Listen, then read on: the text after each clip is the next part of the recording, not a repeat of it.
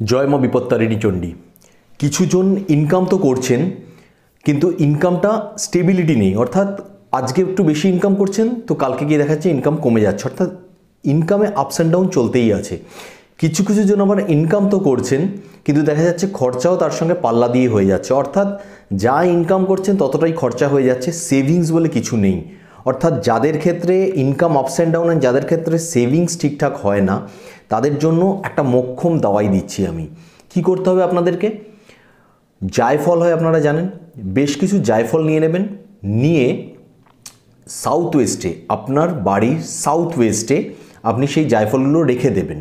যে কোনো কিছু করে, একটা কাপড়ের মধ্যে করে রাখতে পারেন বা কোনো বাটি করে ওপেনলিও রাখতে পারেন, কোনো অসুবিধা নেই।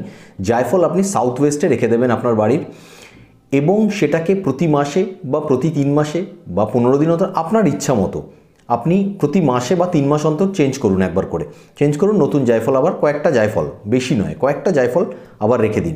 আপনি উপায়টা করে দেখুন, আপনি মানে ইনস্ট্যান্টলি চমৎকার দেখতে পাবেন যে আপনার যে এক্সট্রা খরচা, এক্সট্রিম লেভেলে যে খরচা হচ্ছিল, সেই খরচাটা বেঁচে যাচ্ছে। বা খরচা যদি একই লেভেলে হয়, ইনকাম আপনার বেড়ে গেছে, অর্থাৎ সেভিংস হওয়া শুরু হয়ে গেছে।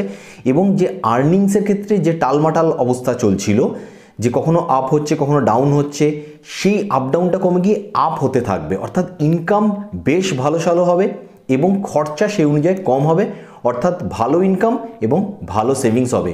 অর্থাৎ টাকা পয়সা বা আর্থিক দিক থেকে স্টেবিলিটির জন্য সব থেকে মোক্ষম উপায়টা অবশ্যই ট্রাই করে দেখবেন।